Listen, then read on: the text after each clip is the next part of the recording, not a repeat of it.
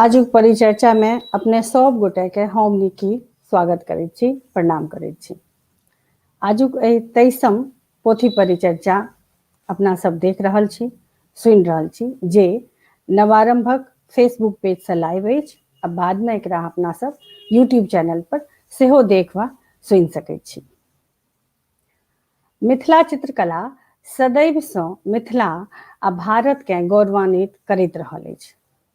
एहू बेर मिथिला चित्रकला हमरा सबके गौरव प्रदान केलक अछि आ एहि साहित्यिक मंच सँ, साहित्यिक परिवार दिस सँ हम एहि बेर मिथिला चित्रकला में प्राप्त पद्मश्री के लेल दुलारी देवी के बहुत बहुत बधाई दै छियनि, प्रणाम करैत छियनि।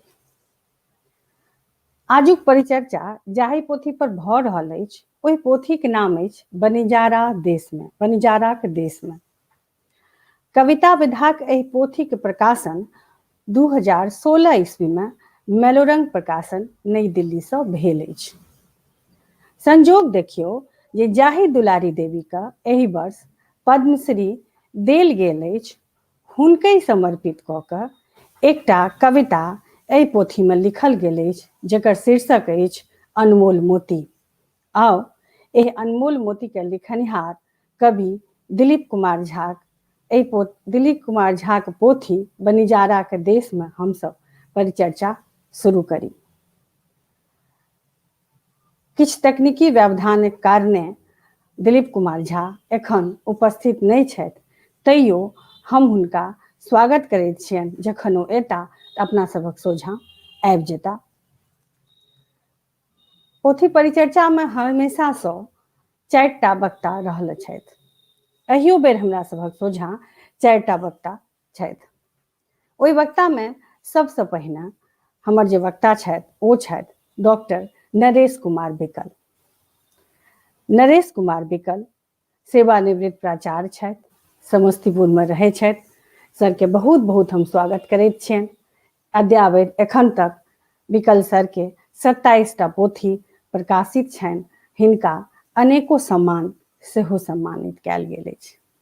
सर एहि परिचर्चा में फेर से हम अहाँ के स्वागत करैत छी, प्रणाम करैत छी।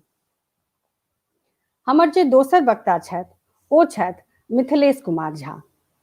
मिथिलेश कुमार झा मैथिली के लेखक छथि, सजग छथि, सचर छथि, कोलकाता में रहैत छथि। हिनक 2टा प्रकाशित पोथी अछि, हमरा सभक सोझाँ अछि, निरंतर लिखै छथि, पत्र पत्रिका में देखै छियनि। सर अपने के बहुत बहुत स्वागत अछि एहि पोथी परिचर्चा में। हमर जे तेसर वक्ता अछि ओ एकदम नव अछि। हमेशा से पोथी परिचर्चा में एकटा नव, एकटा युवा, बहुत तरह के बात छै जे सब तरह के लोक आबे, हम सब तरह के गप सब एंगल से बात बुझी, के केना सोचे छथि, के केना विचारे छथि। ताई में आइ हमरा सभक सोझाँ एकटा नव तूर छथि, तिनकर नाम छियनि कृष्णकांत मंडल। कृष्णकांत मंडल दिल्ली विश्वविद्यालय में छात्र छथि। हिनक एकटा पोथी प्रकाशित अछि, मैथिली के ई प्रेमी लोक छथि। हमरा सबके हिनका पर बहुत आशा अछि। कृष्णकांत जी अपने के बहुत बहुत स्वागत अछि एहि पोथी परिचर्चा में। हमर जे चारिम वक्ता छथि से छथि कैलाश कुमार मिश्र। कैलाश कुमार मिश्र मैथिली के एकटा अध्येता छथि, मैथिली सँ प्रेम रखैत छथि। लगातार जे एकटा एक्टिविस्ट छथि ताहिमे हिनकर नाम सभक समक्ष प्रस्तुत रहैत अछि। पत्र पत्रिका में हिनका हरदम देखैत छियनि, ई भेटैत छथि। हम हिनकर बहुत बहुत स्वागत करैत छियनि। सर अपने के एहि मंच सँ हम स्वागत करैत छी। सबसँ पहिने कहल जे पोथी परिचर्चा एकटा माध्यम छै। एकटा नीक पोथी के संजोग सँ दिलीप कुमार झा सेहो आबि गेल छथि। सर अपने के हम बहुत बहुत स्वागत करैत छी। शिक्षक छथि, मैथिली के बहुत प्रेमी लोक छथि और हमरा सबके बहुत खुशी अइ जे आइ हमसब हिनक पोथी पर परिचर्चा प्रारंभ नवारंभ कऽ रहल अछि। नवारंभ के हमेशा से प्रयास रहले अछि जे अनेक कवि जे हमरा सभक सोझाँ छथि तिनका और नीक सँ बुझी, हुनकर किताब के बुझी, हुनका बारे में बुझी। तऽ से ई एकटा प्लेटफॉर्म छै जे हमसब ओहि प्लेटफॉर्म से अपन कवि सबके एक दोसरा के समक्ष रखै छियै, बुझबै छियै जे हमरा सब लग केहन केहन रचनाकार छथि, केहन केहन लेखक छथि। और सर अपने के फेर से हम स्वागत करैत छी। हमसब परिचर्चा पर गप करैत रही तऽ परिचर्चा के अर्थ छै जे हमसब, हमरा सबके साहित्य कतेक समृद्ध भऽ रहल अछि, कतेक कतेक खजाना छै ओहिमे, कतेक बात छै ओहिमे, तकरा अपना सभक समक्ष रखबै। सब गोटेके हम स्वागत करैत छी आ परिचर्चाके नव मोड़ दिस, नव एकटा गति देबाक लेल सबके प्रणाम करैत छियनि। सब गोटे अपने सब जरूर से जरूर एहि बनिजारा पोथीके पढ़ने हैब, कम से कम जे हमर प्रतिभागी लोकनि छी से जरूर पढ़ने हैब। तऽ एकटा हमर जे ई जिज्ञासा अइ जे विकल सर से ई जिज्ञासा अइ जे सर जखन अपने ई पोथी पढ़लियै तऽ पहिल नजरमे, मतलब एकटा पहिल दृष्टया, एक पहिल केहन लागल जे ई कविता कतऽ छै, केहन लागल अहाँके, से हमरा एक जिज्ञासा अइ, से पूर्ण कयल जाय। सर अपने माइक के पहिने कनि अनम्यूट कऽ लिअ। स्वागत करै छी सर। देखियौ, नागार्जुन, हम नागार्जुन एहि चलते कहि रहल छी जे एकटा हिंदी के कार्यक्रम में वो आयल छथिन समस्तीपुर, हमहूँ ओहिमे छलहुँ। तऽ बैनर छलै प्रगति लेखक संघ लिखल। जखने ओ भीतर एलखिन हुनका बैनर पर नजर पड़लनि तऽ कहलखिन, ई प्रगतिशील की, जे प्रगतिशील अछि, जँ लेखक अछि, कवि अछि, तऽ प्रगतिशील हेबे करत। आ जँ प्रगतिशील नहीं अछि तऽ लेखक कवि भइए नहीं सकैए। हमरा ई कहबाक अछि जे दिलीप कुमार झा जी के जे पोथी छनि, ओना हम पहिलो पोथी पढ़ने छियनि, दू धाप आगाँ सेहो पढ़लियनि, मुदा ई पोथी हमरा रांची में ओ अपने देने छलाह।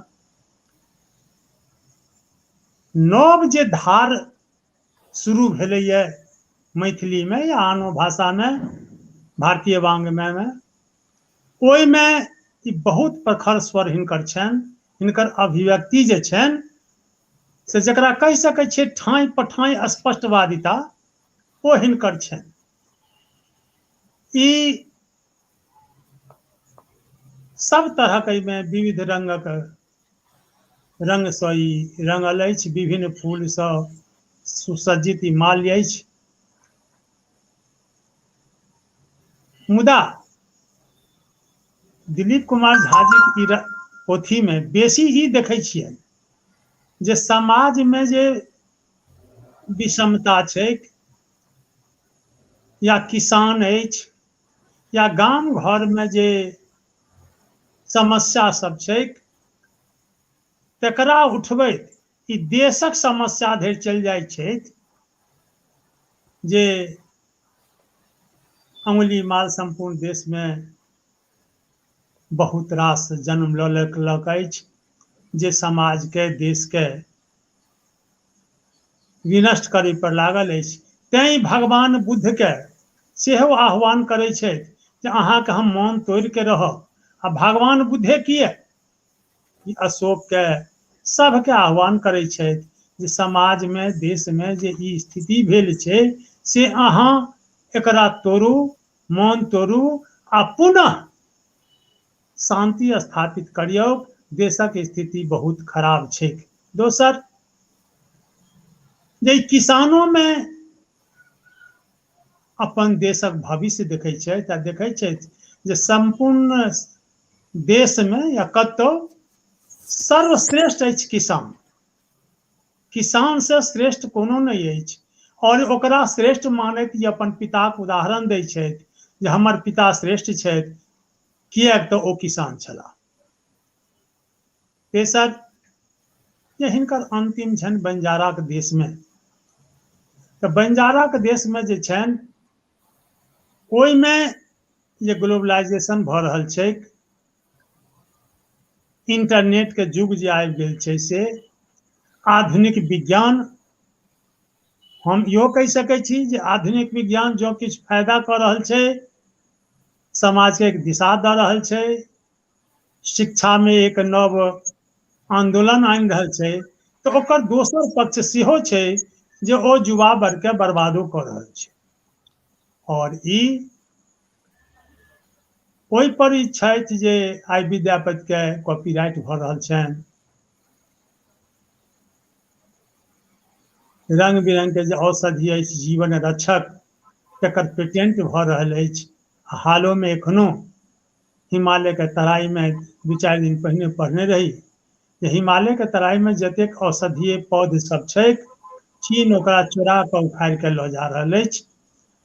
सोहजन जकरा अपना सब सबसँ निम्न दृष्टिसँ देखै छियै, मुदा विश्व ओकरा मानलकै जे सोहजनमे एतेक औषधीय गुण छै जे जीवन रक्षक ओकरा मानि सकै छियै, आ से हिन्दुस्तानसँ पेटेंट केलक अछि चीन। तो पेटेंट जे भऽ रहल छै आ विज्ञान कतयसँ कतय जा रहल छै, समाज की भऽ रहल छै, एहि इंटरनेटके युगमे ई पूरे विश्वके ओकरा समेट लेलनि अछि। सब देशके, कतेको देशके ओ चर्च केलनि अछि, नाम लेलनि अछि।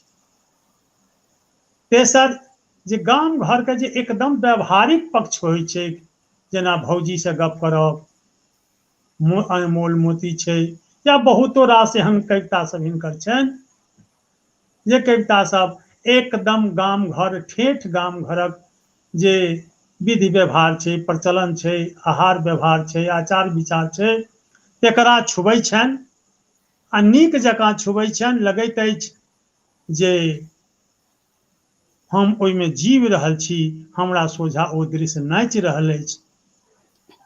मुदा सभमे हिनकर प्रखर स्वर देखै छियनि, ठाँइ पर ठाँइ स्वर देखै छियनि, स्पष्ट बाधिता देखै छियनि। और काव्य मंच पर सेहो कएक बेर हिनका संग हमरा काव्य पाठ करबाक अवसर भेटल अछि। काव्य पाठ करयमे हिनकर एक तेवर छनि, और जाहि मंच पर ई उतरै छथि, ओ मंच के गरिमा प्रदान करै छथि, ओ मंच धन्य होइत अछि। किया तऽ हिनकर तेवरके कवि मानल जा सकैत अछि, प्रखर स्वरके कवि मानल जा सकैत अछि। और जे एखन कविताक अपेक्षा छै कवितासँ जे समाजके, ताहिमे दिलीप कुमार झा जी 100% सर्वभावेन समर्थ छथि। मुदा एकटा बात हमरा कहबाक अछि, अंतिममे ओकरा कहि सकैत छी, जे गाम घरके किसानके जे डाँड़ टूटि रहल छै, उपेक्षा भऽ रहल छै, दलित दलित, गरीब गुरबा, सब बात ठीक छै, मुदा एकर नाम जे छै बनिजाराक देशमे, ओ जँ मैथिली ठेठ शब्दसँ लगीच रहितै, तऽ हमरा जनिते हमरा ओ बेसी नीक लगितै ई शीर्षकसँ, एकर नाम जे छै बंजारक देशमे, ताहिसँ। आ दिलीप जी सिर्फ कविते नहि लिखै छथि, ओ कविताके धार एहि रूपमे दै छथिन जे आइ मैथिली जाहि भाषामे ओ लिखै छथि, ओ भाषा हमर कतेक समुन्नत हुए, ओ भाषा सर्वमान्य हुए, ओ भाषा स्कूल सबमे पढ़ाओल जाय, तकरा लेल ओ आंदोलनी रूप सेहो धऽ लेने छथि, आ आंदोलनके धार दऽ रहल छथिन, आंदोलनके एकटा दिशा निर्देश दऽ रहल छथिन, आ लोक सबके संगोर कऽ रहल छथिन। हम एहिके लेल हुनका बहुत बहुत धन्यवाद दै छियनि, शुभकामना दै छियनि। और एहि पोथीके बेसीसँ बेसी लोग ग्राही करय, लोग एकरा स्वागत करय, अभिनंदन करय, हम एहि अशेष कामनाक संग हिनका पुनः पुनः बहुत बहुत धन्यवाद दै छी। बहुत बहुत आभार सर, बहुत बढ़िया गप, जे एकदम स्वर हिनकर कवितामे मुखर रहै छनि, अभिव्यक्तिके सेहो स्पष्ट छथि। प्रथम दृष्टया अपने के ई बात बहुत नीक रहलै। फिर आगाँ हमसब और एहि पर अपने से और बात सुनब, और बात बुझब। आब हमसब एहि जिज्ञासाक संग कैलाश कुमार मिश्र सर लग अबै छियनि। सर, अपनेके ई पोथी प्रथम दृष्टया केहन लागत जखन पढ़लियै तऽ?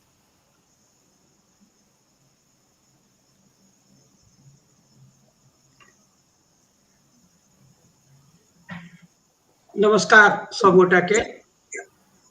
सबसे पहले बात था जे हम तो ने कवि छी, ने साहित्यकार छी, ने कथाकार छी, ई तऽ बल धकेल हम एतऽ आयल छी।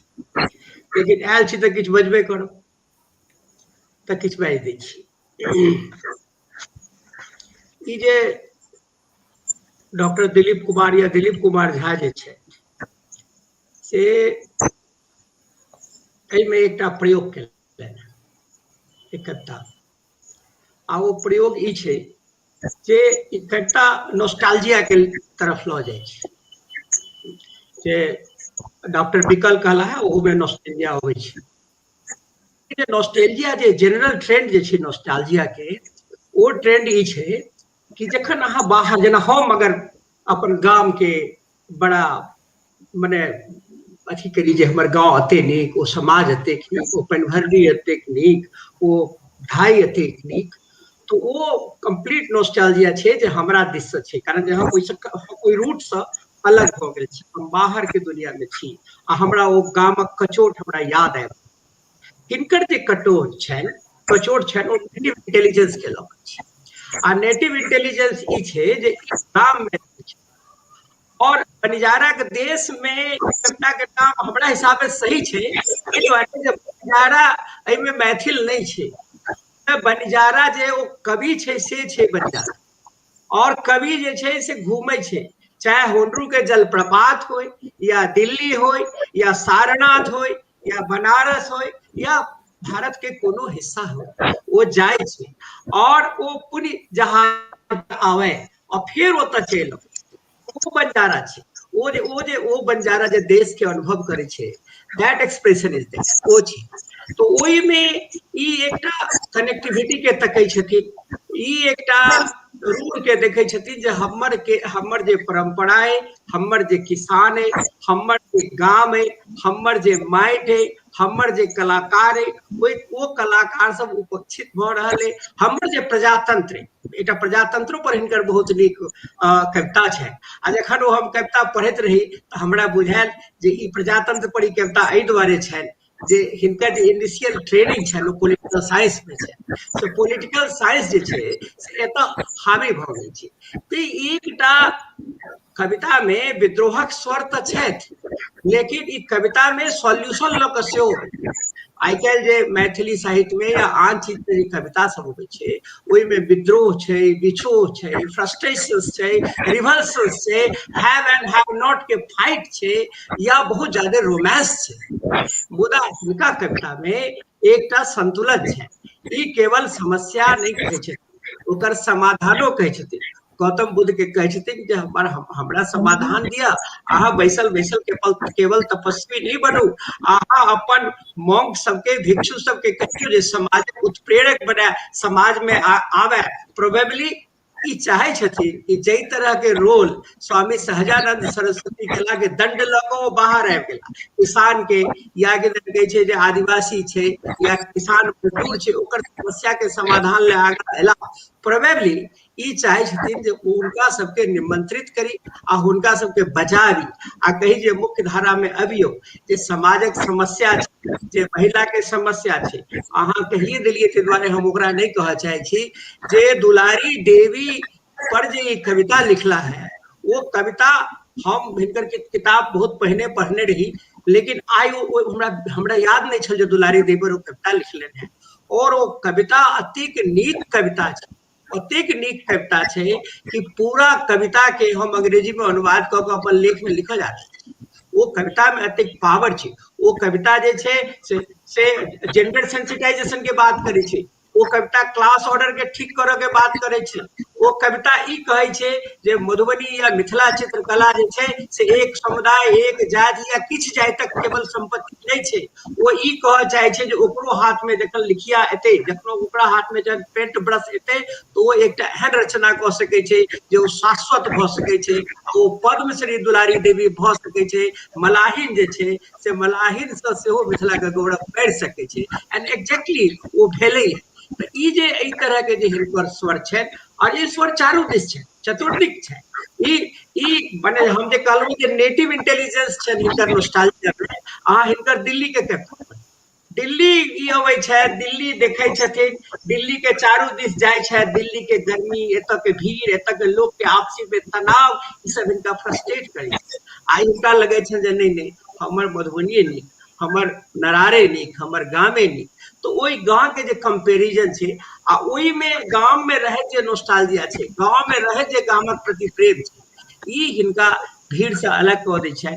आ हिनकर कविता के हमरा हिसाब से जे हम माने हमरा बात के बहुत सीरियसली नहीं लिया, हम साहित्यकार नहीं छी, लेकिन हमरा हिसाब से अच्छा हिनकर कविता के एक और विशेषता छै कि कविता के नैरेटिवाइज करै छथिन, कविता में ई कथा कहै छथिन। माने अगर हिनकर कविता के कही तो हरेक कविता एकटा कथा छै, ओहि में किधर कहे छै ओकर जे नैरेटिव छै जेना बनारस के लेल तो चाहे वो अगर बनारस के हिनकर कविता अहाँ बुझल चाहे छी तो बनारस के बुझब पड़त। वो बनारस के बाहरी अलग के बात करे छथिन, बनारस के किदन कहे छै वो हरिश्चंद्र घाटक बात करे छथिन, बनारस के घाटक बात करे छथिन, सब चीज के बात करे छथिन। अगर अहाँ हिनका जानना चाहे छी तो ओहि परिवेश के, ओहि नैरेटिव्स के, ओहि कथावस्तु के, ओहि कथावस्तु के संगे जे हिनकर कविता कथा चले छै वो कथा के बुझबे तखन हिनका कविता में एक अलगे तरह के रप्चर, एक आनंद, एक परमानंद अबै छै। वो हिनकर कविता के विशेषता छै।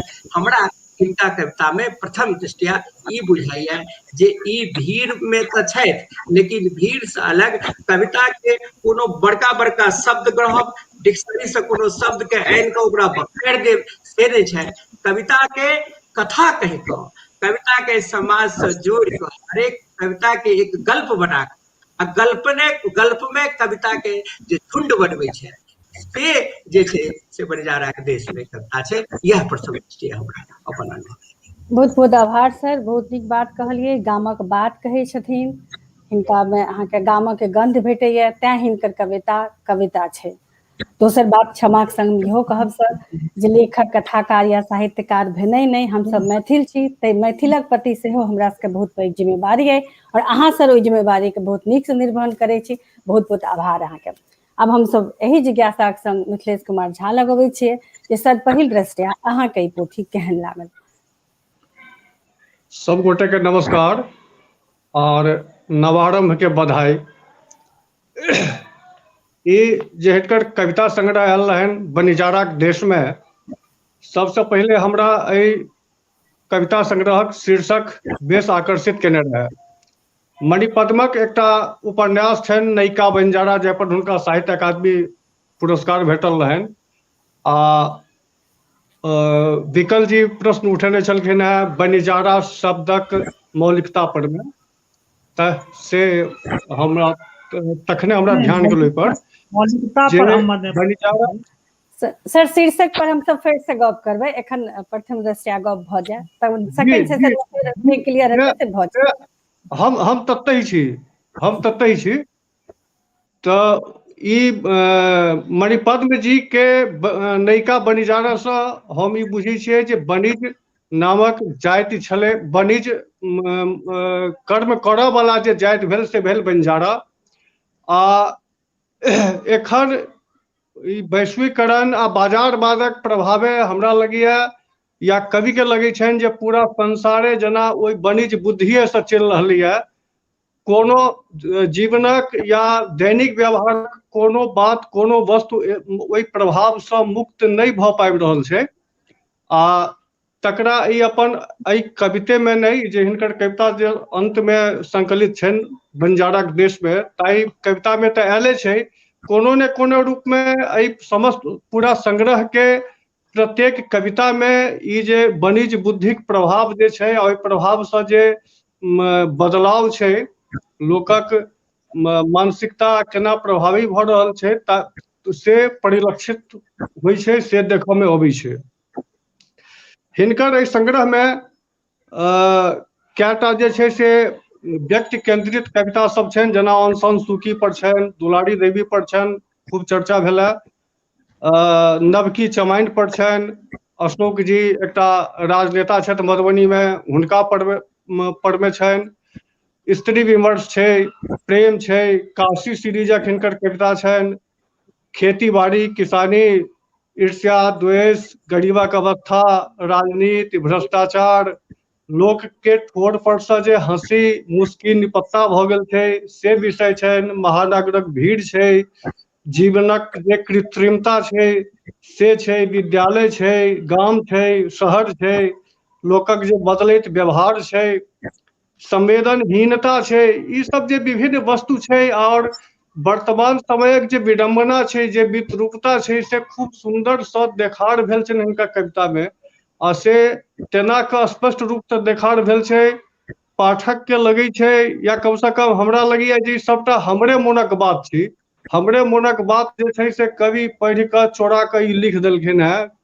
आ तें ई संग्रह जे छै से हमरा प्रभावित केने छला, हमरा प्रथम दृष्टिया यह लगैया। जी बहुत बहुत आभार सर, बहुत नीक लागल जे एकटा पाठक धरि एकटा कवि के बात पहुँचे छै, बहुत नीक।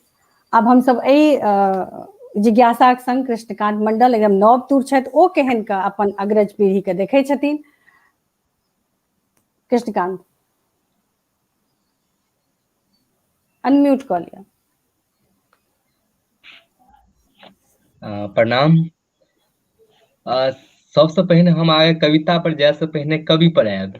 कवि के जे हमसब आके बढ़िया कि जानै छी मधुबनी परिसर के छी हमसब, तो जानै छी तो ई बात आके सब गोटे जानै छथि जे आके दिलीप सर जे आके एकटा अभियानी छथि, वो मैथिली अभियानी छथि, और मैथिली आके मैथिली समाज के, मैथिली औद्योगिक क्षेत्र के, मैथिली भाषा के सबके वो विकसित रूप में देखऽ चाहै छथि। आ हुनकर जे ई अभियानी पक्ष अछि से हुनकर कविता में बढ़िया जाके दृष्टिगोचर होइत अछि। ई एकटा नीक बात अछि।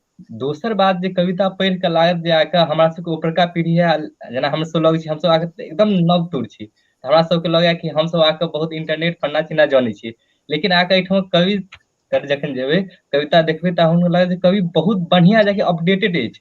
हिनकर जे आके ग्लोबलाइजेशन आ बाजारवाद के जे प्रभाव से ओहि से बढ़िया हमरा सबसे बेसी आके जानै छथि आके जे कथी भऽ रहल है, और हिनकर कविता आके अपना ओहिठाम से शुरू होकर विश्व के आनो ठामन तक जाइत अछि। और दोसर बात जे कहऽ चाहब, हमरा जे प्रभावित केलक सबसे बेसी कविता ओ एकटा अनमोल मोती, नवकी और आके तिरुवरुल के स्मरण करैत। हम आके हमर शिक्षा दीक्षा जे आके तमिलनाडु से भेल अछि, हम आके +2 तक ओतऽ से पढ़ने छी, तो ओतऽ बहुत बढ़िया जाके हमरा एकदम आके ओतऽ लऽ गेलक सर। और ओतऽ जे देखबै आके तमिलनाडु में होइ कथी छै, हुनकर नाम कनि आके हिंदी भाषी के आके बहुत बढ़िया कि आके उच्चरित नहीं होइ छै, नहीं कहि पे होइ छै, लेकिन कविता में देखलिए सर के आके सबटा नाम आके एकदम आके स्पष्ट रूप से छै, कुमार मंगलम हो चाहे आके कोडे कानून है, सबटा स्पष्ट रूप से लिखने छै, ताहि लेल हम हुनका धन्यवाद देबै। अब आके नवकी कविता कहलिए उ हम सब जना आके बढ़लिए अतऽ तक एलिए, हमर सबके तऽ दिल नहीं है, बहुते कुछ हमर भाषा हो, हमर पुरना पीढ़ी हमरा अतऽ देलकै, ततऽ से हम लऽ के बढ़ै छियै, हम सब जे आके खाना खाइ छियै उपजबै है के, तो ओहिमे छोट से लऽ के पैघ से पैघ सबके अहमियत है। उ बात है जे अहाँ क्रेडिट कते दै छियै, एहिठाम आके जे हमारे आगे कवि जी छथि से आके ओ नवकी के आके क्रेडिट कहे, हुनका आके अनमोल रतन आके कहै छथिन। ओ हिनकर ई जे चीज आके ई प्रभाव युवा सब पर पड़ते खास तौर पर, तऽ बीच के जे खाई है एक समुदाय से दोसर जे खाई है के, वो बहुत हद तक आके कम होते। और तेसर बात जे कहब आके ओ जे भ्रष्टाचार, हिनकर कविता में 2-3 टा कविता अछि जे भ्रष्टाचार पर अछि, और आके सबसे नीक एकटा विद्यालय के आत्मकथा। सर आगे शिक्षक छथिन तऽ के विद्यालय के बारे में हिनका से बेसी हिनका जे दू धाप आगा कविता उपन्यास छै, तहू में आके ई बात एले है। और आगे जे एकटा विद्यालय के आत्मकथा, सब कुछ तो चालू हो गेल, लेकिन आके मिथिला क्षेत्र के जे मिथिला बिहारे पूरा क्षेत्र के जे शिक्षा जे गायब भेलै है, सब कुछ बिल्डिंग सब चमक रहल है, मास्टर सब चमक रहल छथिन, लेकिन शिक्षा आके गायब हो गेलै। लागत जे आके अहाँ एकटा स्कूल के देख रहल छी, पूरा एकदम स्पष्ट रूप से देख रहल छी। और हिनकर जे कविता के हम सब आके बहुते दिन से जाने छियै, तऽ आके हिनका जे कहबाक है वो आके स्पष्ट रूप से कहै छै, कोई लाग रपेट आके ओहिमे नहीं छै, आके कोनो आके एहन फैंटेसी के दुनिया में नहीं लऽ जाइ छथिन जे आके ओतऽ जाके अहाँके समझ पड़त आ बहुते दिमाग लागऽ पड़त। आम से आम पाठक आके और आके कनि कमो पढ़ल लिखल छथिन, आके हुनको आके आसानी से कविता समझ में एते, बुझलिए। तो प्रथम दृष्टिया लागल और आके हाँ बहुत धन्यवाद, बहुत बहुत आभार, बहुत नीक कहलिए। अपडेटेड कवि छथि, हमरा सभक संग चलऽ वाला छथि। एकटा अगर अपना बाद वाला लोक नवतुर अगर कहै छै अपन अग्रज पीढ़ी के जे हमरा संग अहाँ छी, तऽ ओ एकटा बहुत आत्मबल भेटै छै। एहि पहिल सत्र में पहिल जे एकटा सेशन भेलै जे पहिल अहाँके रचना केहन लागल, तऽ से दिलीप कुमार झा के रचना, किनको से अभिव्यक्ति हुनकर बहुत नीक लगलनि, किनको केओ कहै छथिन स्पष्ट बादिता छनि, केओ हुनका गाम तक लऽ जाइ छनि, हुनकर कविता हुनका गाम तक लऽ जाइ छनि, केओ अपना आपके हुनका समक्ष पबै छनि। ताहि दुआरे प्रथम दृष्टया एतेक बात एलै निकलि कऽ, बहुत नीक चर्चा चलि रहल छै। एहि पोथी पर चर्चा आवश्यक छलैए, एखन तक बुझाइए जे हेबाक चाही रहए, से नवारम्भ कऽ रहल अछि। ताहि लेल नवारम्भ सेहो बहुत बहुत आभारी छै, नवारम्भक प्रति से बहुत बहुत आभारी छी। आब हम सब कनी काल के अल्प विराम लेब, तकर बाद फिर हम सब दोसर सत्र में आयब, फिर नीक नीक बात किछ किछ बात ए पोथी पर करब। हम सब अल्प विराम दै छी।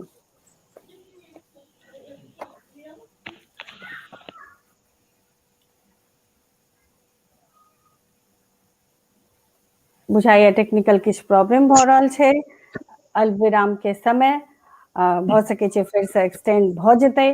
तब हम सब दोसर बिना कोनो रुकावट के फेर से हम सब अपन दोसर सत्र में प्रवेश करै छी, दोसर सत्र में अबै छी। दोसर सत्र में एबा से पहिने हमर अपन जे किछु पोथी पढ़ला के बाद जे हमरा मोन में जिज्ञासा भेल जे हम एना देखै छियै तऽ हमर जे पाठक छथि सेहो तहिना की रचना के देखै छथि, तऽ से हम जरूर कि चाहबै जे ओहिमे आबै बात। तऽ सबसे पहिने एहिमे हम विकल सर के लगबै छी।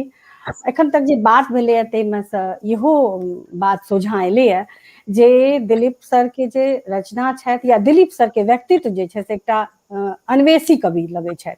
जनता के बीच जाकऽ जनता के बात करैत छथि, जनता के बात अनै छथि।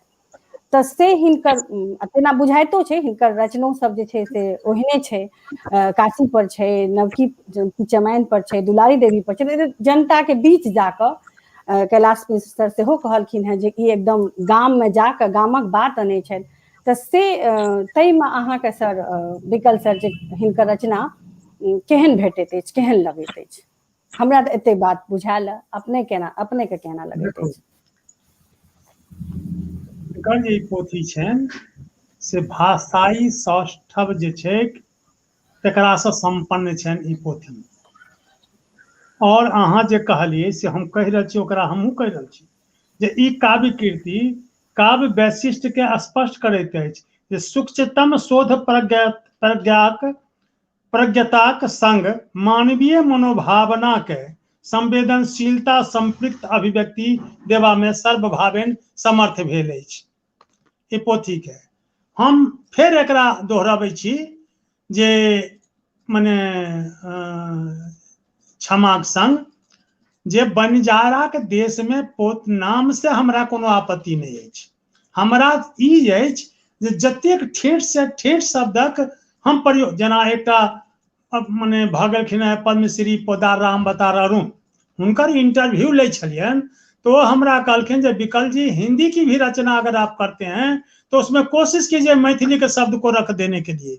इससे फायदा यह होगा जो हिंदी भाषी भी उतना शब्द का भंडार उसको हो जाएगा और वह जानने की कोशिश करेगा कि जो ये क्या शब्द है। और अहाँ का आश्चर्य है जो हम एकटा अपन हिंदी पोथी कविता संग्रह अछि तकर नाम रखलिए अनचोके में। हमर प्रकाशक दिल्ली के अछि, वो कहल के अनचोके में का अर्थ क्या होता है, ये तो मैथिली हिंदी वाला नहीं समझेगा। हम कहले इसीलिए इसको रहे जो एक शब्द का तो उसको एक शब्द की ज्ञान की वृद्धि तो उसको होगी। तो एहि चलते हमर कहवा की छै, दोसर जे बंजारा के देश में जे कहलिए से बंजारा ओ नयका बंजारा नहीं छै। हमरा जानते बंजारा जकरा हिंदी में बंजारा कहै छै, बंजारा एक घुमंतु प्रजाति होइ छै जे आइ एहिठाम अइ 10 दिन के बाद दोसर गाम में, फिर 10 दिन के बाद दोसर गाम में ओकरा देखबै सिरकी तानि के ओ जतऽ ततऽ घुमंतु होइ छै बंजारा। तऽ घुमंतु प्रवृत्ति के दिलीप जी स्वयं छै। एहि चलते जे बनारस के 6 शीर्षक में बटलखिन है, 6टा शीर्षक छनि बना काशी पर। तऽ काशी पर छनि, सारनाथ पर छनि। एम्हर हालो में हम देखलियै फेसबुक पर जे ओ गांधी जी के साबरमती आश्रम में गेल छथि, मने दिल्ली गेल छथि, फिर अहमदाबाद गेल छथि। तऽ घुमंतु प्रवृत्ति के एकटा प्रजाति छै जकरा कहल जाइ छै बंजारा। तऽ बंजारा स्पष्ट छै घुमंतु, ओकरा कहल जा सकै छै घुमंतु। तऽ दिलीप जी स्वयं घुमंतु छथि आ जतऽ जाइ छै सोझे गेलियै या घुमि टहल के बुलि के चलि एलियै से नहीं, ओतऽ ओ अनुसंधान करै छथि, शोध करै छथि। नीक नीक चीज जे हुनका दृष्टिगोचर भेलनि या कोनो खामी जे ओहिठाम हुनका दृष्टिगोचर होइ छनि तकरा पर ओ कविता सेहो लिखलनि। काशी पर जे 6टा कविता छै ओ 6गोटा कविता अहाँ पढ़ि लियै तऽ लागत कि जे काशी के एकटा हम वीडियो देख रहल छी। सारनाथ के छनि, सारनाथ के बुझा पड़त कि जे एकटा वीडियो देख रहल छी। जो खेत में चलि गेला जेना ओ पिताजी किसान वाला चर्च कयलनि तऽ लागत जे हम सचमुच में कोनो खेत में घुसियल छी, कोनो गाम के खेत में ओकरा आड़ि पर हम घूमि रहल छी। जो दिल्ली गेला तऽ दिल्ली के जे की नीक बेजाय छै तकरा ओ स्पष्ट बनत। ई घुमंतु सिर्फ प्रजाति नहीं, घुमंतु के साथ साथ शोध प्रवृत्ति हिनका में छनि आ ओहि शोध प्रवृत्ति के कविता में उतारब बहुत कठिन काज छै। अहाँ कोनो शोध करिए, कोनो कतौ देखलिए, ओकरा कविता में हूबहू उतार के पाठक के रुचिगर लगे, पाठक के हृदयग्राही होय, पाठक धरि पहुंच जाए, तकर ई प्रयास खूब कयलनि एहि रचना में और तय में ई सफल अवश्य भेला है और हिनकर प्रवृत्ति रहलनि। तेसर जे शिक्षक छै, शिक्षक होइ छै राष्ट्र निर्माता। शिक्षक के जे एकटा गुण हेबाक चाहिए से गुण के ई कवितो में से ओकरा उतारलनि है और तैं चलते ई गे नहियो होइत ई पाठक के सोझे हृदय में सोझ हृदय में प्रवेश करे छै और आम पाठक जे कनी मनी पढ़ल लिखल छै ओहो हिनकर कविता के बुझि जेतै जे ई की लिखलखिन हन आ किया लिखलखिन हन, ककरा पर। आइ जो पद्मश्री राम दुलारी देवी के बात करे छै, दुलारी देवी इएह ने कहै छै जे कवि जो होइ छै से भविष्य वक्ता होइ छै। तऽ भविष्य वक्ता ही छथिन जे कहियो ई लिखलखिन आ ओकरा पद्मश्री भेट गेलै, हिनकर इच्छा छलनि जे ओकरा सम्मान भेटै, ओकरा उचित सम्मान भेटै, श्रेष्ठ सम्मान भेटै, से सम्मान भेटलै। तऽ एक भविष्य द्रष्टा जे होइ छै, जे भविष्य के देखै छै, से एकटा कवि होइ छै। नहीं कवि होइ छै तऽ आइ से 60 बरस 70 बरस पहिने जे लिख गेलखिन अहाँके सीताराम झा जे आइ पानि भूमि आब रहत सत्ता में, नाचत बम्बैया देखब कलकत्ता में, अगहन में रहनवा तपते रहत पूस में, थारी रहत भारत आ पीढ़ी रहत रूस में। ई बहुत कल्पना पहिने कऽ गेलखिन जे मने अहाँके बाद में लोग टीवी देख रहल छै, बाद में फ्रिज देख रहल छै, बाद में मने थर्मस देख रहल छै। तऽ ई कवि जे होइ छै से द्रष्टा होइ छै, भविष्य द्रष्टा होइ छै और दिलीप जी में ई गुण पूर्ण रूप से भरल छनि जे भविष्य के ओ देखै छै तऽ कपड़ा अपना कविता में उतारलनि आ हिनकर कविता सर्वग्राही तैं भऽ गेलनि जे ई गाम घर से मिलल सेहो छै। गाम घर से बराबरी अपन खेत जाइ छथि, खरिहान जाइ छथि, अपन फसिल के देखै छथि, बाड़ी झाड़ी के देखै छथि, बगीचा के उद्यान के देखै। स्वाभाविक छै जे एहि आदमी के तकरो अनुभव छै आ महानगर के अनुभव तकरो छै, तकरा सबके संगोर कऽ के एक ठाम ई सतंजा केलखिन है और एतेक नीक ई पुष्पमाल जेकरा कही हम कहलहुँ जे पुष्पमाल छै, ओ रंग बिरंग के फूल के ई 60 टा फूल छनि, एहिमे 60 टा कविता छनि, 60 टा रंग के फूल के ई एकटा गांथ के और मैथिली मंदिर में ई चढ़ल अछि। निश्चित रूप से मैथिली के ऐसे उपकार हेतै, मैथिली के श्रीवृद्धि होतै और ई हमर अशेष कामना सेहो अछि।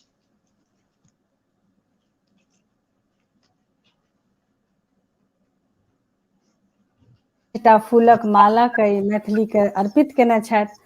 ठीके, बहुत हृदय तक पहुँचे छथि हिनकर कविता। अगर अपने सर एकटा अध्येता के रूप में अपने अध्यापक छियै से एकदम अपने के वक्तव्य में सेहो झलकल अछि जे एकटा शोध कार्य के केना प्रतिफलित करे छै एकटा कवि, से अपने के भेटैत अछि। बहुत बहुत आभार सर, बहुत बहुत धन्यवाद।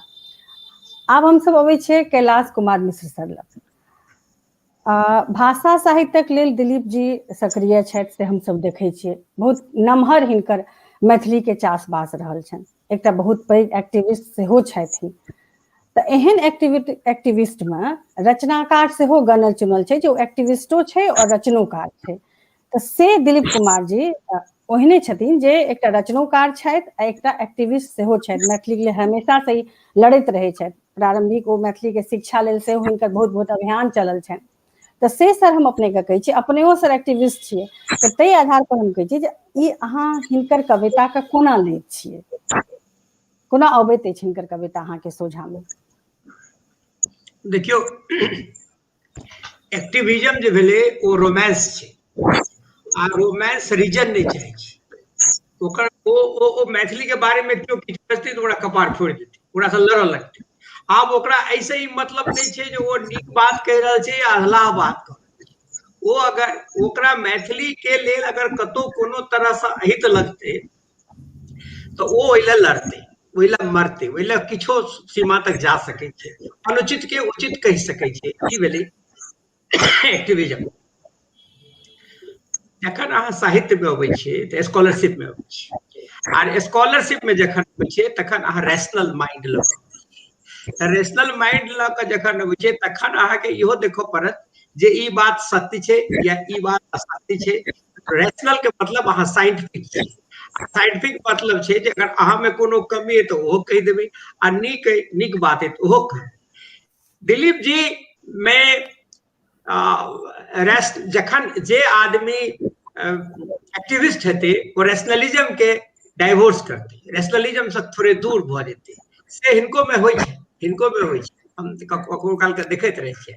लेकिन दिलीप जी के जे ई सब कहलखिन जे अनुसंधान करता छथि, फल्ला छथि, चिल्ला छथि, हमरा लगैया कि दिलीप जी अनुसंधान करता कम और दिलीप जी समाज भोगी लोग अधिक छथि।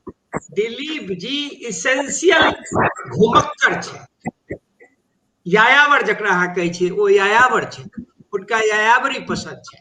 और एहन यायावरी जे यायावरी में ओ अपन मिथिला तकै छै, ओ अगर बाहर जाइ छथि तो कंपैरिजन करै छथि, ओ मिथिला के गांव में जाइ छथि तो देखै छथिन जे एतऽ की सुविधा छै, की असुविधा छै, असुविधा के सुविधा में केना परिवर्तन कैल जाइ छै।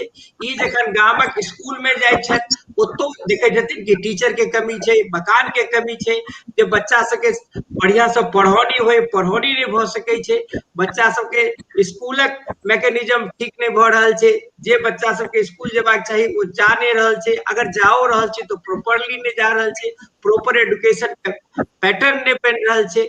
तो एहि तरह के जे हिनकर ई छै आ जे शोधी हिनकर जे शोध है, हिनकर शोध अनुभवक शोध छै, हिनकर शोध जकरा हम सब अंग्रेजी में एथनोग्राफी कहै छी। एथनोग्राफी में के मतलब भेलै जे अहाँ ओइ फील्ड में जाइ छियै, फील्ड के ऑब्जर्व करै छी, एकटा होइ छै रिसर्च केनाइ, एकटा होइ छै ऑब्जर्व केनाइ। से ई जे दिलीप जी जे छथि से ई ठोस ऑब्जर्वर छथि, ऑब्जर्व करै छथि और ऑब्जर्व क के अपन बात के ई रखै छथि और बहुत गंभीरता संगे रखै छथि, ई हिनकर खूबी छनि। और एक्टिविज्म के मैडनेस छनि हिनका में, वो जब अहाँ कहै छियै जे मतलब आकुलता बाउल भ गेनाइ, मतलब कि मैथिली के केना कल्याण होय, मिथिलांग के केना कल्याण होय, ई दुनू चीज बहुत कम लोग में होइ छै। हम बहुत एक्टिविस्ट के देखलियन है जिनका साहित्य और संस्कृति के ज्ञान नहीं छै, लेकिन एक्टिविज्म छनि ओहि में चलै छै। ई दुनू में एकटा समन्वय करै छै, तो एहि बड़ा योगी छै, बहुत कम लोग में ई चीज भेटल। हाँ तो से कविता में सर कत आयल छै, हिनकर कविता से ई कत झलकै छै से हमर कोनो कविता ल लिया, हिनकर दिल्ली वाला कविता ल लिया, हिनकर दिल्ली वाला कविता लिया, ओकरा ओइ संगे ओ जोड़ै छथिन। इवन जे अशोक के कविता छै या बनारस में जखन जाइ छथि, सारनाथ में जाइ छथि, तो सारनाथ में जाको एक्टिविज्म छनि। गौतम बुद्ध के कहै छथिन जे अहाँ जे एना बैसल रहब से काज नहीं चलत, अहाँ के जन कहै छै रोड में आओ, एक्टिविस्ट बन जाओ अहाँ। माने वो गौतम बुद्ध के निवेदन करै छथिन कि कमॉन अहाँ एक्टिविज्म में आओ और एक्टिविज्म क के संसार के बदलू, अहाँ के पैसा हम त कहबे केलहुं है ने जे गौतम बुद्ध या हुनकर जे भिक्षु और भिक्षुणी छथिन उनका से ई निवेदन करै छथिन कि जना स्वामी सहजानंद सरस्वती दंड लगा हाथ में आबि के समाजक कल्याण ला निकल गेला, ई कह चाहे छथिन अब समय आबि गेला जखन समाज एज ए होल आगा आवे और अपना समाजक कल्याण के बात करे, ई एक्टिविज्म छै। वो जे अगर अहाँ जो वो महिला वाला जे कविता छै नवकी कविता सेहो एकटा आइडेंटिफिकेशन कि अहाँ के नवकी के आइडेंटिफिकेशन ई नहीं कहै छथिन जे कहै छै डॉक्टर हट जेबाक चाही, नर्स हट जेबाक चाही, नव सुविधा नहीं होबाक चाही, स्त्रगन घरे में अपन बच्चा के जन्म दैत प्रसव हुए, नहीं वो कहै छथिन जे ओ जे अहाँ के सोशल वैल्यू जे अहाँ के जे भेटल है ओई वैल्यू के रिस्पेक्ट करू। नवकी जे है से अहाँ के फाउंडेशन है, ओकरा फाउंडेशन पर अहाँ बढ़लौ तो ओई फाउंडेशन के अहाँ नहीं बिसरू। हिनकर जे ई अटैचमेंट जे छै, ई अटैचमेंट जे छै से हिनका एकटा प्रबल अथी बनै छै। बहुत बहुत आभार सर, एकटा अटैचमेंट के संग हिनका प्रबल बनबै छनि। अब हम सब अपन अगला जिज्ञासाक संग अबै छियै मिथिलेश कुमार झा लग। हिनकर जे रचना छै से कतौ न कतौ विपन्न के सोझा आनै छै। विपन्नता मतलब हमर ई नहि जे ओ निम्न वर्ग से हो उच्च वर्ग से हो हर जगह मतलब जतऽ कतौ खगल छै लोक ताहि दिस हिनकर ध्यान जाइ छै हमरा जे लगैत अछि तऽ से मतलब ओ खगता लोकक संगे ई ठाढ़ हमरा भेटै छथि अपन रचनामे तऽ से अहाँके कोना भेटै छथि आओर कतऽ कतऽ भेटल छथि से हमरा करते बुझबाक अछि। हाँ एहि संग्रहमे बहुत रास एहन कविता छै जे अहाँके जे ध्यान जाहिठाम गेला से ताहि तरहक कविता सब छै।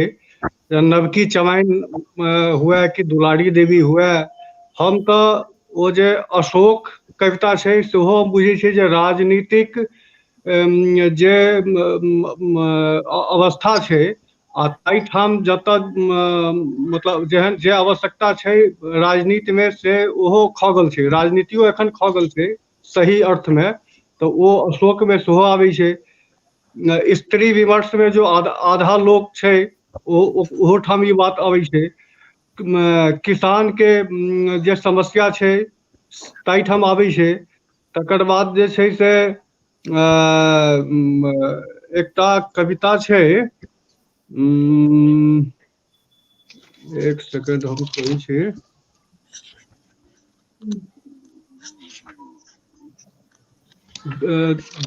दलित विमर्श कऽ कऽ जे दलित विमर्श किया हुए, नव दलित विमर्श किया नहि हुए, ओ चीज ओहो ठाम बहुत नीक जकाँ अबै छै। आ एहिठाम जे छै से कवि कतेक सुन्दर ढंगसँ स्पष्ट भऽ कऽ आबै छथिन, जाहिठाम हमरा लोकनि अधिकांश आदमी बजबासँ परहेज राखै छी ताहिठाम ओ नव दलित विमर्शके प्रश्न ठाढ़ करै छथिन।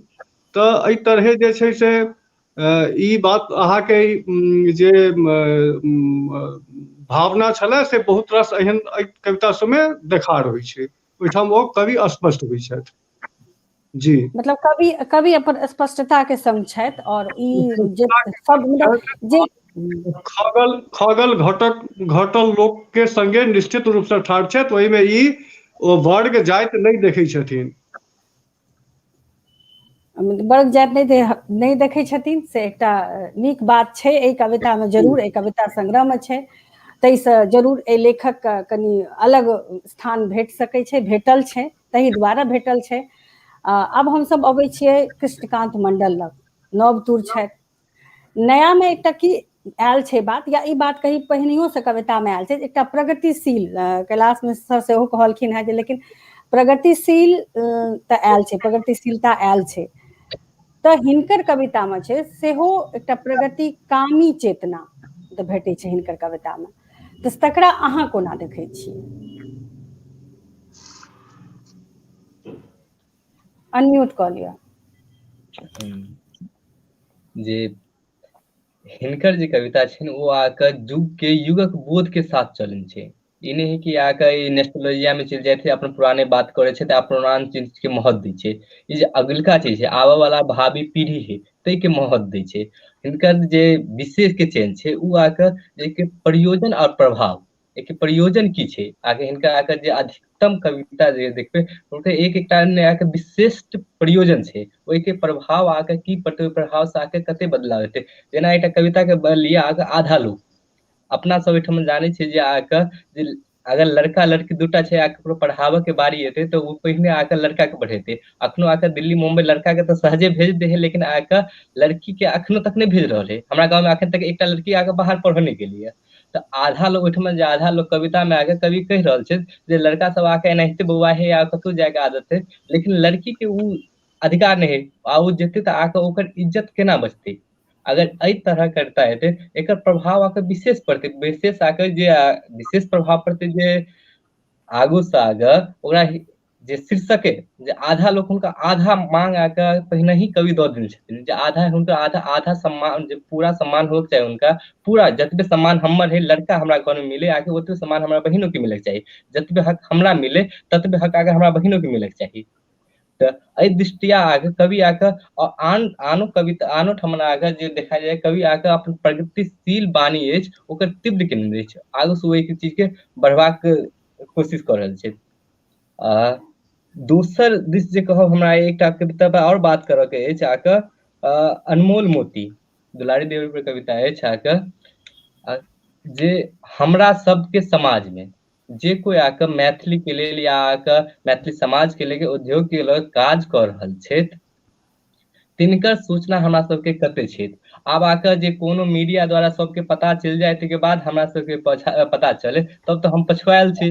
लेकिन एकटा बात ई है जे हम अहाँ देखबे आगे जे दिलीप सर के पास आगे ई पूरा मिथिला क्षेत्र में आके के की काज कर रहल छै, कोन कोन क्षेत्र में कते आगे बढ़ि गेल है, सबटा लिस्ट हिनका पास छै, सबके सूची छै। अहाँ किनको नाम पूछ लियो तो आके एठम आके कवि के जे दृष्टि है फरी छै और आके वो एकदम प्रगतिशील जे भाव हो चाहिए, बुझलिए, जे आगे के बढ़ाबे चले ओहि में आके ई बहुत आगे छै, हमरा सबसे बहुत आगे छै। अहाँ नव तुल छी अहाँके। हाँ हाँ हाँ हाँ कृष्णा। हाँ और दोसर बात हम कहने छली जे प्रयोजन जे आके जे हुनकर कविता के आके जे विषय वस्तु चुनलखिन हुनकर प्रयोजन कथी छै, किसान आत्महत्या पर आके हिनकर कविता आत्महत्या के अनुसंधान और आके एक और हिनकर आके पिता पर कविता छै जे किसान के लऽ तऽ अखनका जे समय छै वो आके किसान के लेल देख रहल छै, सब आदमी देख रहल छै जे आके की हालत है। ई हालत में आके एहि तरह के कविता लिखनाइ एहि तरह के विषय चयन होते और जे कोई आके जे अखन आके हमर सबके पीढ़ी जे गांव से जुड़े है लेकिन आके हमरे सब समक्ष दोसर पीढ़ी जे शहर जे बेस गेले आके ओकरा पते नहीं है कि आके ई धान आ सरसों एक साथ नहीं भ सके है, ठीक है, ओकरा लाके सब कुछ समान नहीं है। तो जब ये एहि तरह के कविता हिनकर जे किसानक समस्या है ई आके एहि तरह के लिखतथिन तो एकटा बेसी प्रभाव पड़ते जे आके अतुको पीढ़ी के और आके जे हम सब आके माइट में प्यार नहीं दिए चाहे छी तेकरा से लऽ और जे आके बाहर रहि रहल छै तेकरो पर आके प्रभाव पड़ते जे आके जे प्राकृतिक सुख वही ठम है जे ठम ई लिख छै। बैथा एक कविता छै हिनकर जेमे आके कहै छथिन जे हमरा दौर हिनका सबके दौर के बच्चा जे छथिन हुनका सबके आके प्राकृतिक से प्रेम मिले छलै, हिनका जे खेलक या मनोरंजन के जे कुछ साधन छलै वो प्रकृति छलै।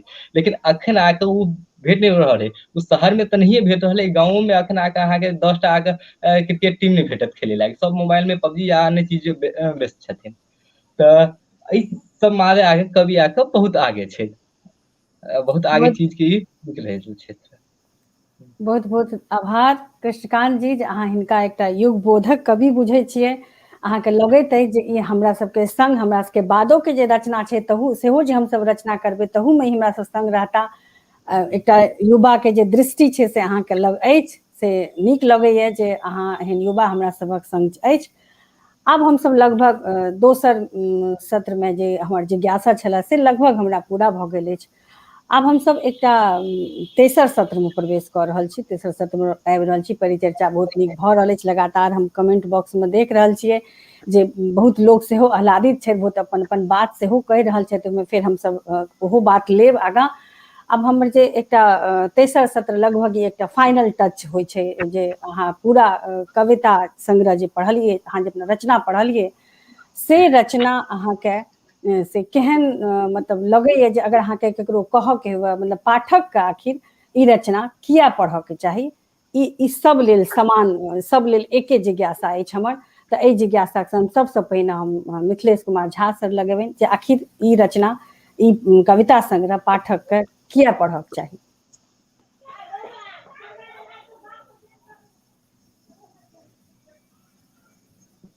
दिलीप कुमार झा। एखनका समय में से समाज से संवेदना गायब भऽ गेल छै, हेरा गेल छै। तो समाज में संवेदना अनबाक लेल, समाज के सही दिशा में लऽ जेबाक लेल, समाज में राजनीति में आ देश में जे विभिन्न तरहक विडंबना छै तकरा हटेबाक लेल जे आवश्यक वस्तु सब छै से एहि कविता सब में छै। आ तें समाज के सही दिशा में, नीक दिशा में लऽ जेबाक लेल ई कविता सब पढ़ल जेबाक चाही। तें हम पाठक से आग्रह करबै जे ई कविता सब जरूर पढ़ी। बहुत नीक बात जे एकटा समाज के नव दिशा भेटै, नीक दिशा भेटै, जैसे समाज विकसित हो, समाज के संकीर्णता खत्म हो, तें ई पाठक के पढ़बाक चाही। कैलाश मिश्र सर अहाँ के की विचार है पर? दिलीप कुमार जी जे छथि से कंटेम्प्रेरी वर्ल्ड के रिप्रेजेंट करै छथि। जे आजुक समय छै, ही टुडेज पॉइंट, और आजुक बात ओ कहै छथिन, और आजुक बात के कंटेक्चुअल जकरा रियलिटी कहै छै ताहिमे कहै छथिन।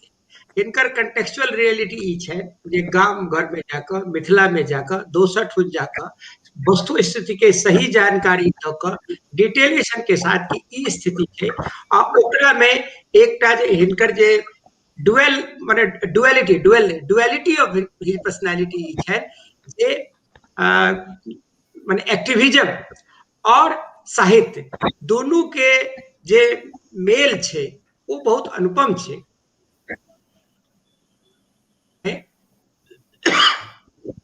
बहुत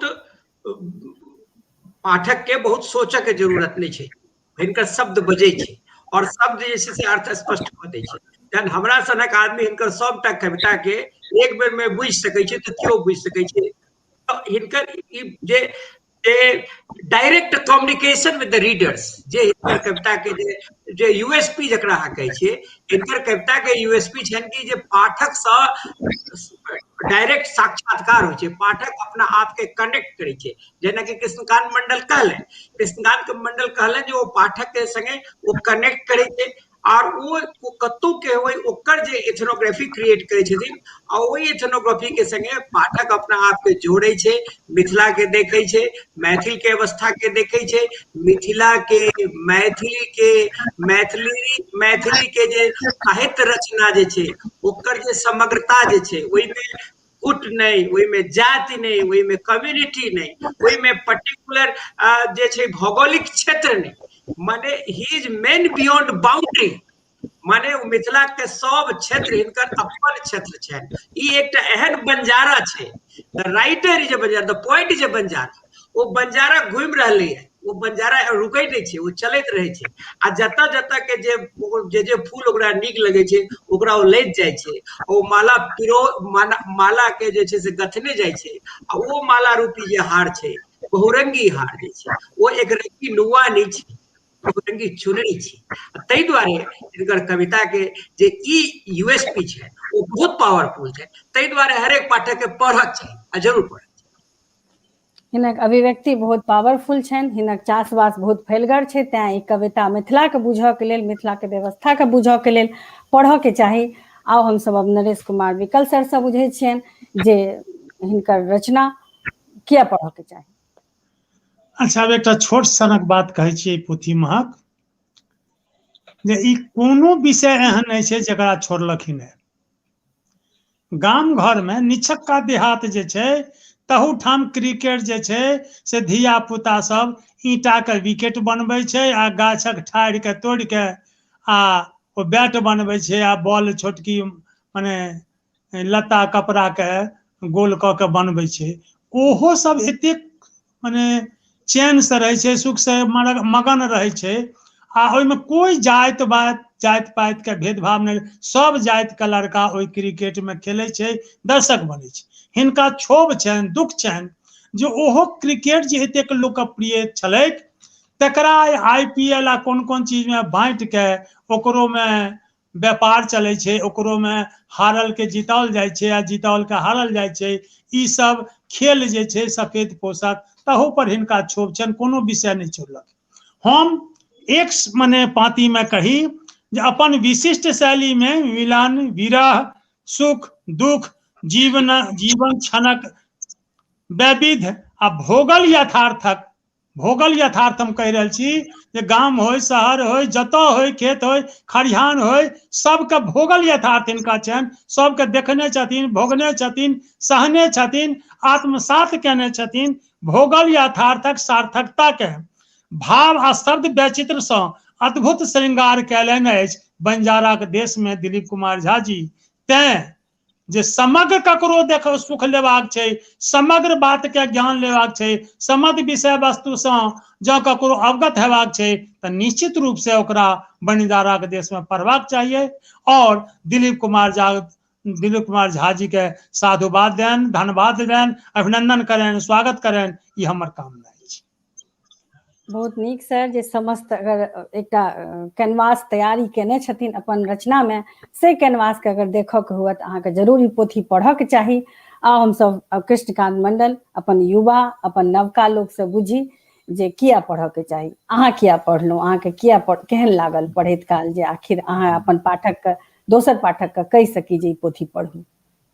आ दोसर पाठक के हम आके ई किताब आके एहि दुआरे सजेस्ट करऽ चाहबै कि अगर अहाँके मिथिला के बुझऽ के है संपूर्ण रूप में तऽ अहाँके ई किताब पढ़ू।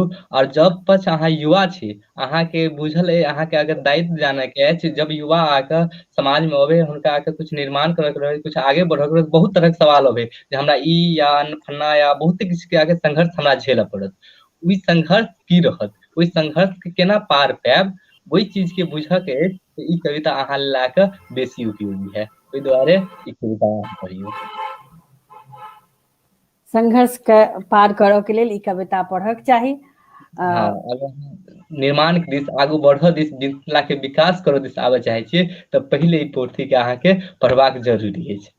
मतलब एकटा टास्क भेटै छै रचनासँ, कविता संग्रहसँ, जे हमसब केना अपन जे कल्चरल एक्टिविटीज छै, कल्चर अपन सबके जे छै तकरा केना संजो कऽ राखी। बहुत बहुत आभार, बहुत नीक लागल। बुझाइ छै जे ई पोथी बहुत नीक छै, रचना सेहो सिद्ध केलक, अपन रचना धर्मिता के सिद्ध करैत अछि ई पोथी। आउ हमसब आब दिलीप कुमार झा सर से बहुत बहुत बात एहन छै जे कमेंट बॉक्स में लोग पूछने छथि, तऽ से जे है, लेकिन अपन ई लेखन प्रक्रिया पर जे हिनका जे एतेक विशाल जे हमर जे वक्ता सब छथि, हमर प्रतिभागी जे छथि, से जे अपन जिज्ञासा कहलनि, से अपना ई ओतऽ कतऽ राखि कऽ ई रचना केलनि। आ दोसर हमरा इहो एकटा अपन जिज्ञासा जे शीर्षक पर सेहो कनि कहथि, जे शीर्षक पर कनि एलै बात हमर वक्ता सबके बीच में कनि भेलैए जे एना एना नहि एना हेबाक चाही, तऽ से शीर्षकों पर कनि हमसब गप करब। पहिने लेखक से गप करी, लेखक के विचार सुनी, लेखक से परिचित होई। सर गोर लगै छी, स्वागत करै छी। सब आदमी के प्रणाम, खास कर विकल जी सर के हमर प्रणाम, आ सब आदमी के स्वागत अभिनंदन। नवारंभ प्रकाशन के हम बहुत धन्यवाद दै छी जे ई परिचर्चा पोथी पर में आयोजित कयलनि। हमरा शीर्षक के संबंध में की कहल जाए, कविता के और शीर्षक के सब लोग अपना अपना ढंग से लोग अर्थ लगाबै छथि। एक एक कविता के क्या ढंग से लोग अर्थ लगबै छै। शीर्षक कविता जे छै बंजारा के देश में, वो कविता अछि हमर, आ वो स्पष्ट करैया हमरा जनतव्य जे हम की कहऽ चाहै छी। तऽ सएह छै, चूँकि बनिजारा तऽ शब्द छै जे विकल सर ठीक कहलखिन है जे बंजारा एकटा कबीला समूह छै या जनजाति जे कहियो से छै। मुदा हमर आशय से नहीं है। बंजारा के देश में जे कविता जे एखन जे पूरा दुनिया वनिज के लऽ कऽ वनिजे पर आश्रित भऽ गेल अछि, आ कतहु किछु नहीं छै, आब सब किछु वनिज पर आधारित भऽ गेल छै, हर चीज और संबंध सेहो। तऽ ई कहि सकै छी जे वही रूप में देखल जेबाक चाही। और हम कविता पर में हम की कहि सकै छी, कई सब कहलखिन है तऽ हमरा नीक लागल है जे सबके कविता नीक लगलनि है आ पढ़लखिन है। कविता हम जे लिखै छी से ताहि संबंध में हम किछु कहि सकै छी जे हम किया लिखै छी। जे हम तऽ कविता एहि लए लिखै छी जे आम लोग के बात होय और आम लोग बुझे। यात्री जी कहलखिन जे कविता बुझे के ककरा क्षमता छै, के बुझे कविता, तो कहलखिन जे साधारण जे 5वां क्लास पास जे लोक अछि ओहो कविता बुझे के हैसियत रखैया। आ बिल्कुल निरक्षर है तो वो भऽ सके नहीं बुझे, लेकिन जकरा 5वां पास से ओकरा पढ़ल अबै छै, मतलब रीडिंग देबऽ अबै छै, तो ओ अहाँके कविता बुझऽ के ओकरा छै, ओकरा बुझऽ के चाही, ओकरा लेल अहाँ लिखियौ। तऽ हम तऽ कविता के भाषा के पर में एहि दुआरे हम थोड़े साकांक्ष रहै छी जे भाषा एहन नहीं होइ जे केओ आदमी ई नहीं कहे कि हमरा हम नहीं बुझलियै कविता। कृष्णकांत के मोन हेतनि तऽ हिनका गाम में हम गेल छी, आ हिनका गाम में से हम सब बैसल रही एकटा गाछी में, तऽ ओहिमे एकटा धान के बिया बाग कऽ के एकटा दादी अबैत रहथिन बूढ़ी, तऽ हुनका हम सब बैसेलहुँ आ हुनका हम सब अपन कविता सुनेलहुँ। तो हम उनका पूछलिए कि दादी कहियो कविता कृष्णकांत के मोहन तो वही पूछने रही बात, जब क्यों कहियो मैथिली कविता सुनने रहिए? हाँ तो नहीं हम नहीं सुनने रहिए। आप मैथिली कविता सुनेलहुँ से कुछ बुझलिए? तो हाँ हम बुझलिए।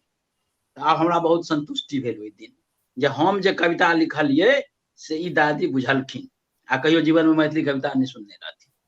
तो इएह लए लिखै छी हम जे एहन एहन लोग सब बुझथिन आ हुनका तक यदि बात पहुँचे तो हम बुझै छी रचना सफल भेलै। और हमरा हमर इएह उद्देश्य अछि जे लोक के बात, आम लोक के जे बात छै, हमर जे जीवन अछि, हाँ तै संगे संगे हर कुछ मतलब कोनो चीज विच्छिन्न भ जाए, बिल्कुल समाज के जे तंतु छै से बिखर जाए आ तखन कोनो सद्भावना कायम होय आ तकर कल्पना तो हम नहीं करै छी। हम कल्पना करै छी कि जे समाज के तंतु जे सब छिटकल छै तकरा सबके जोड़ि देल जाए आ सद्भावना कायम होय, यह बात कहे के छै। आ ओ ओहिमे दुनू चिंतन छै, आर्थिक चिंतन सेहो छै, सांस्कृतिक चिंतन सेहो छै आ राजनीति तऽ छैहे आ हर चीज में राजनीति छै आबि गेल। वह राजनीति सत्यानाश कर रहल छै तऽ राजनीति, लेकिन राजनीति मुख्य छै कि राजनीति दऽ कऽ सब चीज के रास्ता जाइ छै, राजनीति तऽ बुझैए पड़तै। आ राजनीति लेकिन मूल रूप से जे हमर सबके चिंतन है ओकरा मिथिला के चिंतन छै। और मिथिला के छोड़ कऽ तऽ कविता के, मिथिला के बात छोड़ कऽ कविता लिखे के हम कल्पना कए नहीं सकै छी। जाबे तक तहन बाहरो जिस दुनिया में जाइ छी तऽ देखै छी जे किछु। अब तिरुवल्लुवर के देखलिए जे हमरा एहिठाम एकटा विद्यापति के जे हम सब अथी केलियन, हुनका ध्वज बना कऽ किछु मैथिली आंदोलन सब भेल। तऽ आब विद्यापति के नाम पर एकटा हवाई अड्डा पर जे तहु लेल एहिठाम थोड़े देखै छी बहुत लोक के आपत्ति भऽ रहल छै। लेकिन एकटा देखियौ जाकऽ ओहिठाम तमिलनाडु में कन्याकुमारी में जाकऽ हम वह मूर्ति देखो कविता लिखने छी तिरुवल्लुवर पर, जे बहुत बड़का बड़का नेता अन्ना दुरई के मूर्ति छन, एम.जी. रामचंद्रन के मूर्ति छन ओहिठाम, लेकिन सबके छोट मूर्ति छन ओहिठाम, बहुत छोट। और तिरुवल्लुवर के मूर्ति सबसे हाइट पर, सबसे ऊंच छै, बहुत पैघ मूर्ति छै। ओ किछु संकेत करै छै जे कवि जे छै, तमिल कवि जे पहिल शताब्दी के कवि छै, ओ बहुत पैघ छै। तहिना विद्यापति बहुत पैघ छथिन, बहुत पैघ, एतेक पैघ छथिन जकर कल्पना कम से कम एखनो मिथिला के लोग नहीं कऽ सकल है। तऽ ई सांस्कृतिक जे तत्व है ओकर बिना अहाँ आर्थिक तत्व कतबा उन्नति कर ले बहुत मुश्किल है। ताहि दुनू तत्व के जोड़ के रखनाइ यह कविता के बात छै। और इससे बेसी हम की कहि सकै छी, सबगोटा के धन्यवाद दऽ सकै छी एखन। बहुत बहुत आभार सर, नीक कहलिए अपने जे तिरुवल्लुवर गेलिए तऽ लागल जे ओहिठुमका लोक, ओहिठुमका जे लोक छथि से अपना अपन जे श्रेष्ठ जन छथि तकरा केना ओ देखै छथि। अपने ठाम सर बिहार में जखन दिनकर ग्राम जेबै तऽ लागत जे अपना सब दिनकर ग्राम में आयल छी। एहन कतेको उदाहरण अपना सब लग छै। अपना सबके ठीके सजग होयबाक आवश्यकता छै। अपन भाषा ककरो से कम नहीं छै, ककरो एकरा सोंगर के जरूरत एकरा नहीं छै, अपना बलबूते चलि सक रहल छै। बहुत बहुत आभार, बहुत नीक लागल सर। डॉक्टर नरेश कुमार बिकल सर के बहुत बहुत धन्यवाद दै छियनि, आभार दै छियनि जे पोथी परिचर्चा में एला, हमरा सबके समय देलथि और नीक नीक बात कहलथि। कैलाश कुमार मिश्र सर के सेहो हम बहुत बहुत आभारी छी, पुनः धन्यवाद दै छियनि जे एहि परिचर्चा में शामिल भेला। मिथिलेश कुमार झा सेहो, हुनको हम बहुत बहुत धन्यवाद दै छियनि जे पोथी परिचर्चा में शामिल भेला। कृष्णकांत के ठीके देख मोन बहुत आह्लादित अछि जे हमर जे अगला पीढ़ी अछि से एहन सुचर अछि, तैयार भऽ रहल अछि। संगे एहि नवारंभक जे परिकल्पना तैयार केने छथि गुंजन श्री, तकरा लेल सेहो एकटा नव युवा छथि हमरा सभक सोझाँ। केहन युवा खरगत पीढ़ी ठाढ़ भऽ रहल अछि, ठाढ़ अछि जे आगाँ कतेको दिन हमसब सुचर रहब, सबल रहब, सुदृढ़ रहब। उनको स्वागत करै छियनि और धन्यवाद दै छियनि। जी जी, वो एकदम धन्यवादक पात्र छथि जे हमरा सब एक ठाम अबै छी, हुनके चलते हम सब एक ठाम अबै छी। आ नवारंभ हमरा सबके अपन घर दैत अछि जाहिठाम बैस कऽ हम चर्चा करै छी। अजीत भैया बहुत बहुत धन्यवादक पात्र छथि, हुनका धन्यवाद दैत छियनि। और एही संकल्पनाक संग एहि पोथी परिचर्चा के हम विराम दैत छी जे हम सब लिखैत रही, बढ़ैत रही, मैथिली के झंडा फहरबैत रही। धन्यवाद।